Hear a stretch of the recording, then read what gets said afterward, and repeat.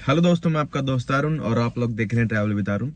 आज मैं आप लोगों से एक डिस्कस करने जा रहा हूँ जर्मनी के टूरिस्ट वीजा के बारे में, जिनका नाम है अरविंद सोनी जी, जो कि बीकानेर राजस्थान के रहने वाले हैं। उनके हमने ऑलरेडी न्यूजीलैंड, यूके और जर्मनी का पर रिसेंटली उनका वीजा आया है, कल परसों वीजा आया है उनका।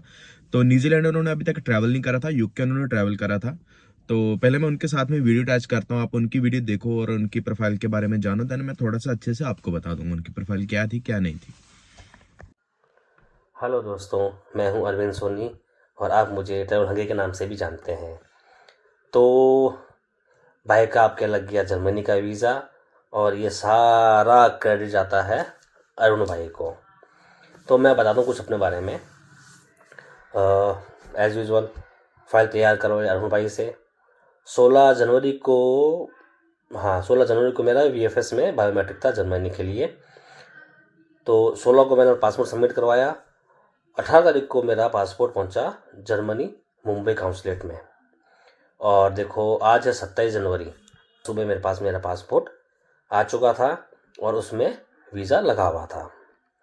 तो इसमें छुट्टियां वगैरह आ गई, तो मैं ख्याल से वीज़ा मेरा प्रिंट 24 जनवरी को हो चुका था। तो अगेन अरुण भाई बहुत बहुत थैंक्स। हालांकि उससे पहले मेरे पास में 2 शेनेगन के रिजेक्शन थे, एक फ्रांस का और एक स्विस का।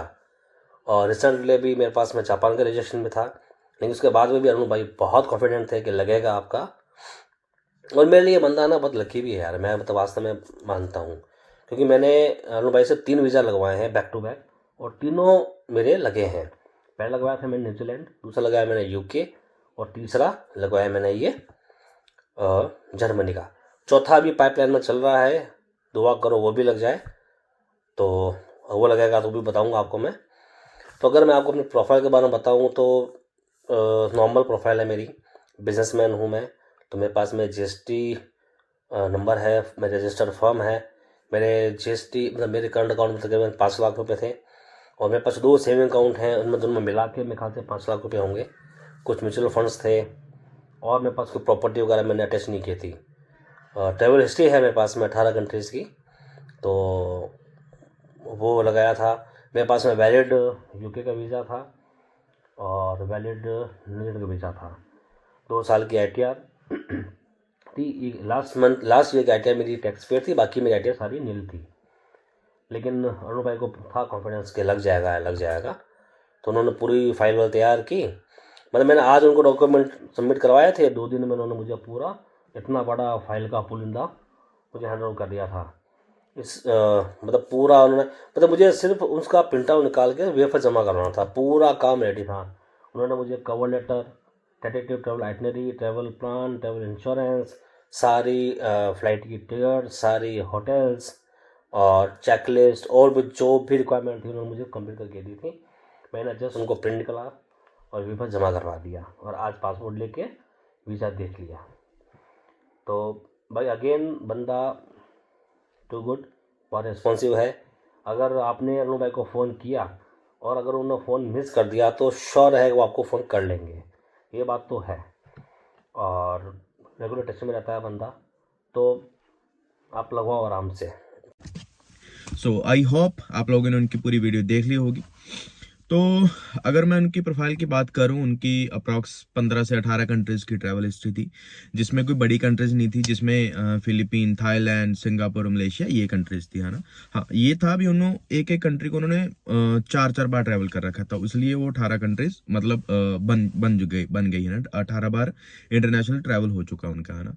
और उसके अलावा अगर उनके आईटीआर की बात करूं, आईटीआर थे उनके अप्रॉक्स 5,20,000 के। उन्होंने लास्ट ईयर टैक्स नहीं भरा था, तो इस साल भी मैंने बोल के उनको भरवाया था भी भैया प्लीज टैक्स पे कर दो तो अच्छा रहेगा। बिकॉज जब हमने न्यूजीलैंड इनका करा था, न्यूजीलैंड हमने करा था इनका जून जुलाई के टाइम पे, है ना। तब इनसे मैंने बोल के आईटीआर भरवाई थी, सर भी उसमें टैक्स भर दो। जैसे लास्ट ईयर इनकी आईटीआर में टैक्स नहीं था, तब मैं यूके था, तब इनका न्यूजीलैंड का वीजा आया था। तो मुझे याद है, मैंने वीडियो भी डाली हुई है इनके, है ना, यहाँ पे यूट्यूब के आप देख लेना इनकी ओल्ड वीडियो भी। तो ये इनकी प्रोफाइल थी, है ना। नॉर्मल कुछ ज़्यादा ये नहीं था भी यार अभी ज़्यादा पैसा पड़ा है, ज़्यादा ट्रैवल हिस्ट्री है, ज़्यादा आईटीआर है, ऐसा कुछ नहीं था।